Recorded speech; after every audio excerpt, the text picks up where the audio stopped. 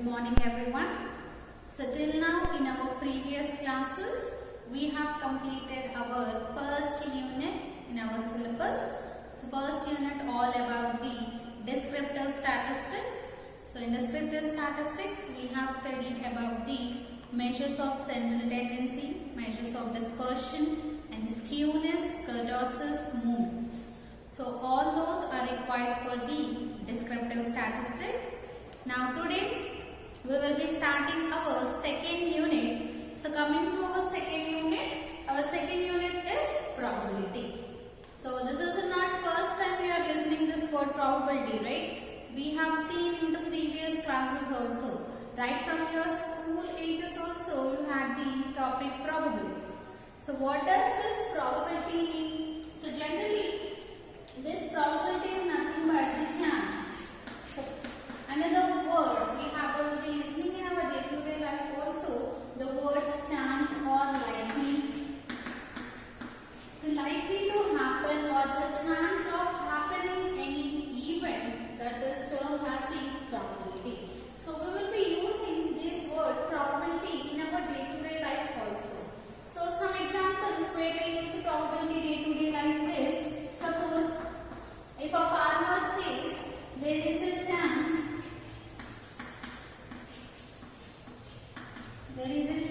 of good yield when compared to the previous year.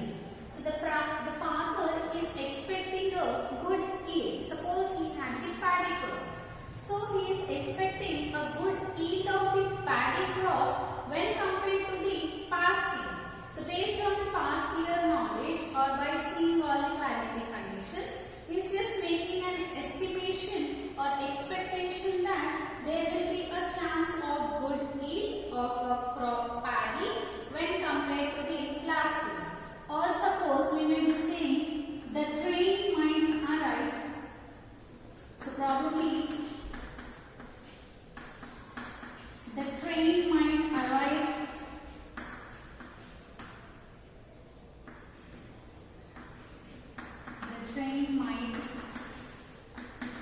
arrive in half an hour. So here also we are just making an expectation that probably, so it is not sure. We are making an assumption or an expectation that train might arrive in an half an hour. Or we may be saying there is 70% chance that player A wins the game. Player A wins the game. Suppose if any game is conducted between two or three people, so we are saying there is a chance of how much chance? 70% of chance. That means we are expecting a 70% of positive result that the player A wins the game. So if you observe these three examples, you may be having many examples in our day-to-day life also. So if I observe here, so here we are using there is a chance, or here we are using the probably, or here we are saying there is a chance. So it might arrive. We are not sure about it. It might arrive in half an hour. So in all these examples, you have some uncertainty, right? So these three examples, whatever we took, all these examples have some uncertainty. That means which are not certain. Suppose if I say the night comes after day or the day comes after night. So there are certain events, right? So it happens like that only.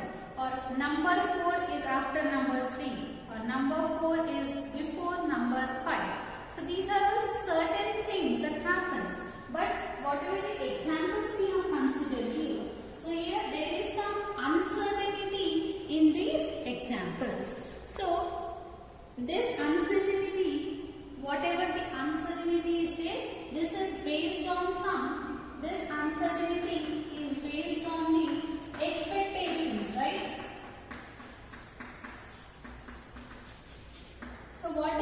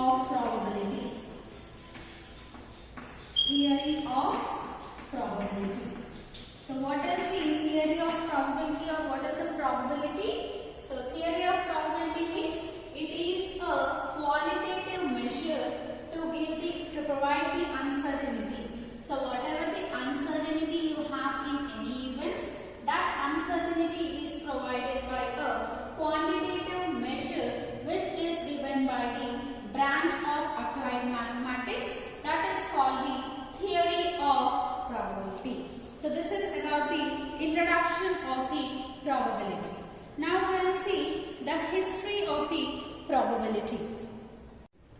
Now coming to the history of the probability. So who started or who introduced the probability or the theory of probability, or how this word started, who is responsible, or who initiated the probability theory, we'll see now. So actually in the 1560s only the word probability has arisen in the investigations of the Gianluca Cardano. So he is the person in his investigations, that is in the earliest 50s, 60s only, the word probability was used in the mathematical methods of his investigation. But that was not much introduced to the common people also.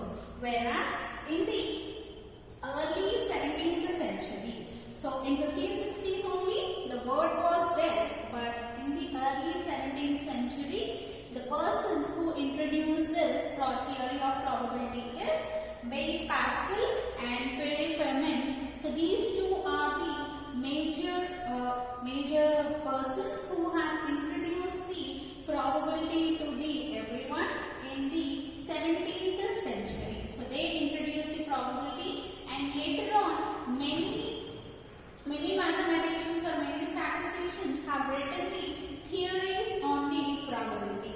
So the main two contributors of the theory of probability are De Morey and the Pascal. These two are they two are the main contributors at the initial stage.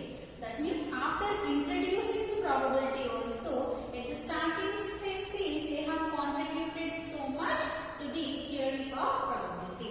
And later on, I said many of them have written the theories on probabilities, right? So James Bernoulli and De Morey wrote the theories in the 17th century, that is 1780 itself. They have written the theories on the probability. So not only there are many other mathematicians and statisticians who have given the theories for the probability, like Bayes, Kolmogorov,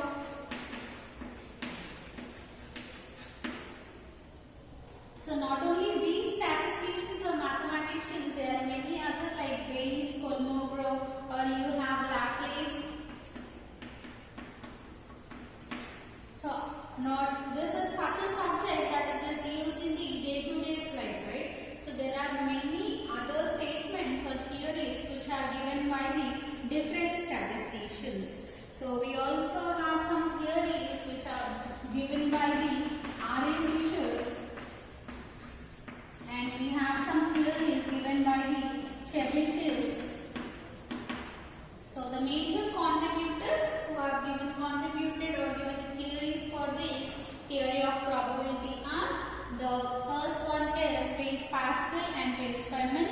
Then De Morey and Pascal have given the initial stage, they have contributed, and later on Bernoulli, De Morey, Kolmogorov, Bayes, Laplace, R.A. Fisher, Chebyshev, they all also have contributed and have developed the various aspects of the probability. So this is about the introduction and the history of the probability. Now we will study about the basic definitions. So to learn about the probability, first we have to know what is an experiment and what are the different types of experiments, what are the different terminologies we are going to use in the probability theory. So all those basic concepts in the probability now we will be learning.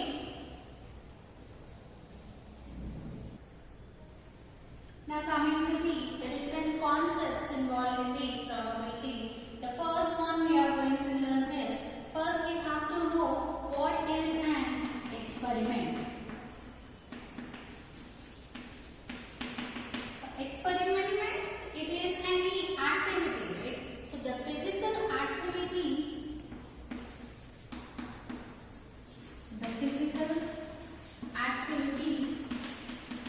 so we know experiment means it is an activity. The physical activity which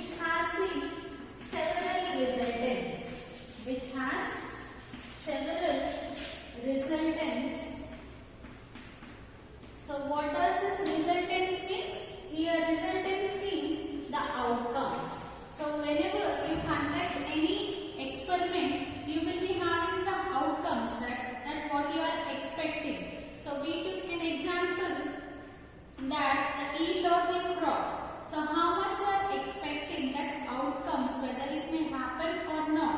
So the yield of the crop or whatever the outcomes we get for that experiment, that resultants are called as the outcomes. Whatever the results of an experiment are there, so where experiment means it is any physical activity, that are called the outcomes. So clear about the experiment. Experiment means it is a physical activity.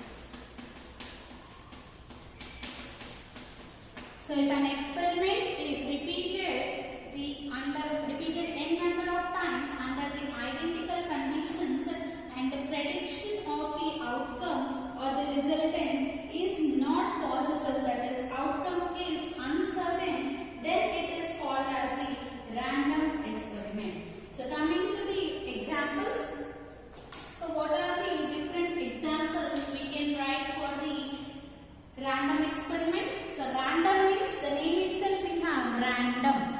So it may happen, it may be changing the values random. So examples means you can write tossing coin, you can write rolling the dice, or the winning a game. So whenever two players are playing the game, we cannot predict who wins it, right? So there is an uncertainty in that case. So all these examples comes under the random experiment. Now we will move on to the next definition.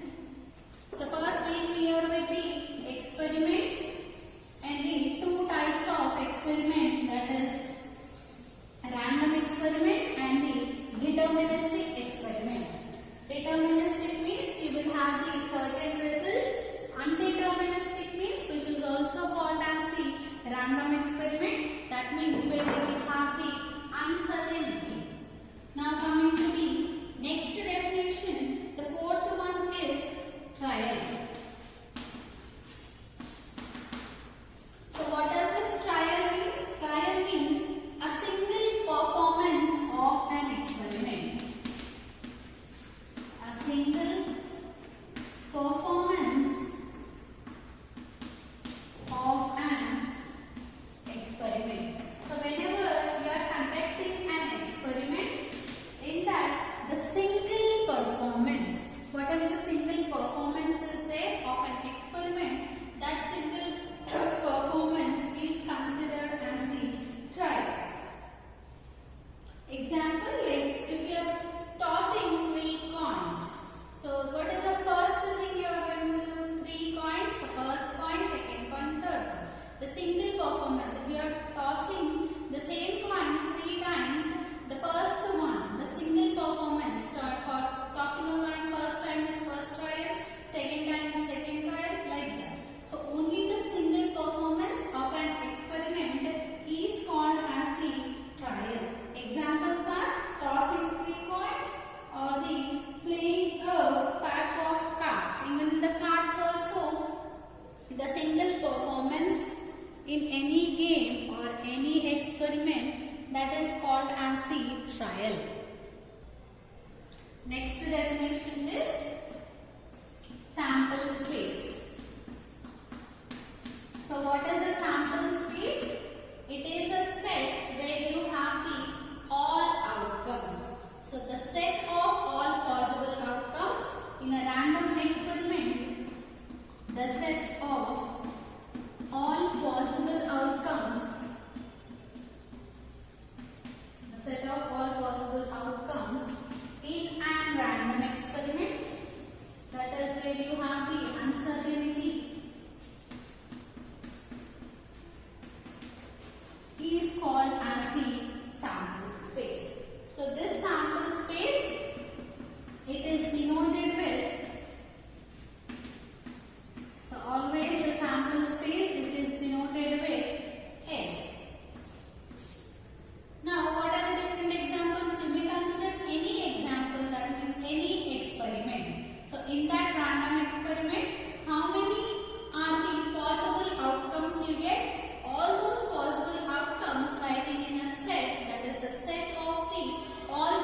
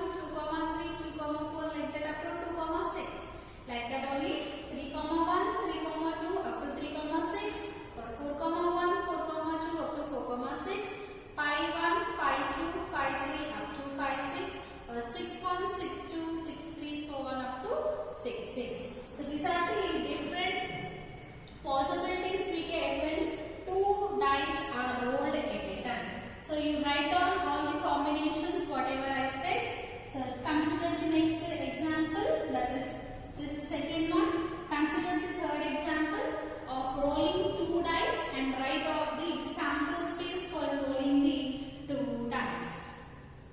Now we'll continue with the next example. So the fifth one we have studied about the sample space, and the sixth one is event. Now write down the next definition, that is sixth one is event. So this event, you may simply say it is a subset of the sample space. Subset of the sample space. So what is sample space? Sample space will be having all the possible outcomes of the random experiment. So here coming to the event, it will have all the possible outcomes of any particular event. So suppose this event, it is denoted with E. It is denoted by E, and I consider the example of it. So if you consider example of tossing two coins.